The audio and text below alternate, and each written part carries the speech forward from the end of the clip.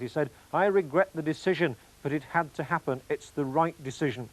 And Yorkshire actor Brian Glover described Boycott as the greatest batsman Yorkshire ever produced, and that was really saying something. But Jean Rook, columnist in the Daily Express, who often makes a virtue of Yorkshire characteristics, said, "It's about time. He shared all the finest and all the worst traits in the Yorkshire breed," she said. "He had a great desire to be a winner, but was totally egotistical and pig-headed. He was a great cricketer, but didn't really play the game." There's been mixed reaction too from members of the public. Is it a sad day for Yorkshire? Well, I don't think so, no. Well, he's getting on a bit like, but can they replace him? Can't see anybody else as good as him, so why throw away our best chance? As I see it, he's had his day, and he should give way to these youngsters, I reckon. You can't carry on forever, can you? A sad day for Yorkshire? Yes. Yes, it is, really. Do you think you should have kept him on? Oh, yes, in a way, yeah. It's experience, isn't it? It's coming useful. Well, he's got to stop sometime. Like all of us, we've got to stop sometime. Should have given him another year at least. Not even you should make way for the younger lads, you know? No. Finest batsman in the world. Only one member of the Yorkshire Cricket Committee actually voted to give Boycott another contract, Tony Vann. I believe he still has something to offer, but I'm in the minority and I accept that. What was his reaction? Have you spoken to him? I had a meal with him last night afterwards with a few friends, and he was remarkably buoyant. The man has great character.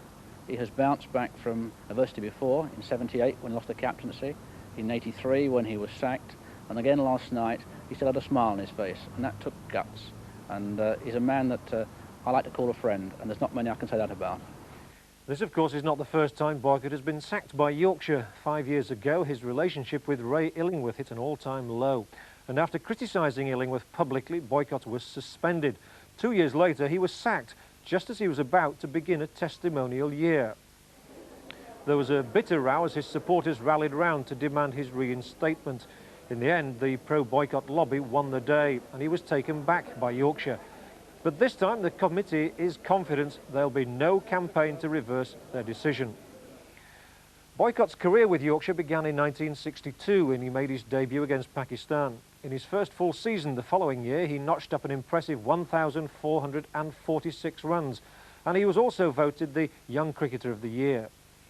In 1977, he returned to Test cricket after an absence of 3 years. In the match against Australia at Headingley, in front of his home crowd, he notched up his 100th century.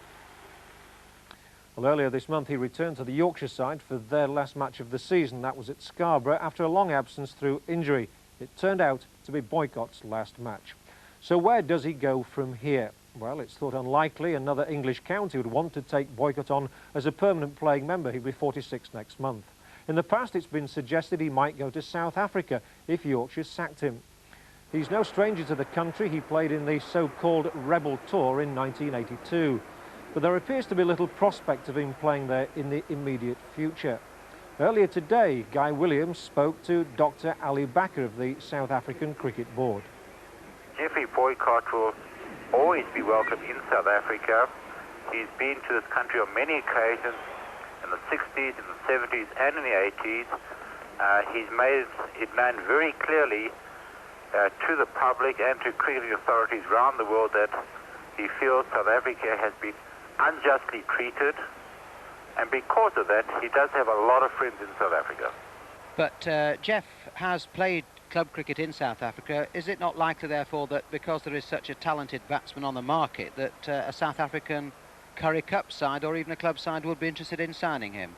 No, you'll find that the clubs in South Africa today do not have the financial resources for one reason or another, and obviously the poor rand value is a factor.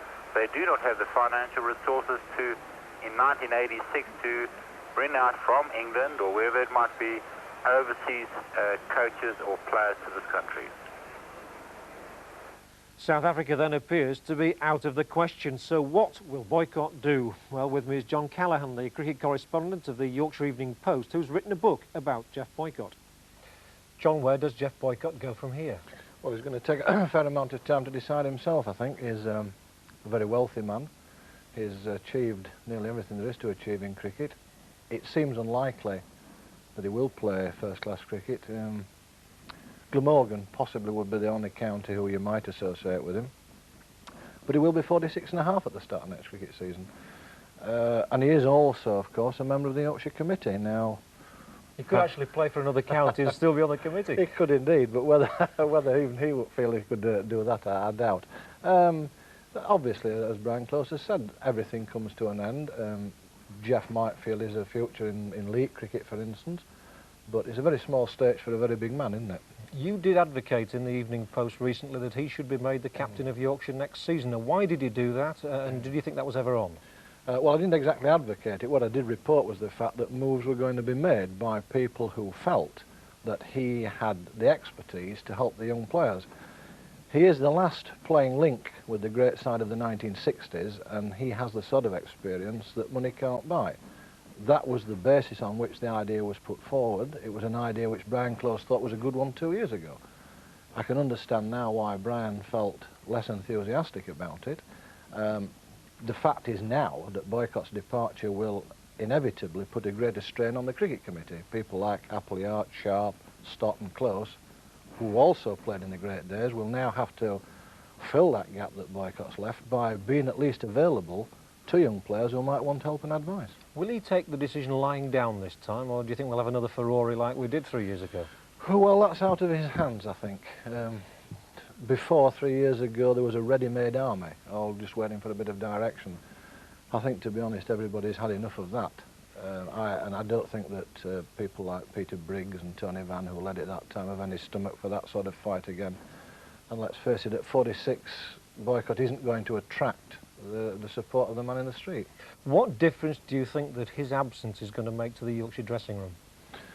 Well, I don't think it'll make as much as people imagine. It's been my experience, travelling regularly with the team for some 15 years now, that the dressing room has not been as unhappy as people would suggest. Obviously, Boycott's been an isolated figure, partly because he's found himself in a situation probably unique in Yorkshire cricket, where one player has been so much greater than the others.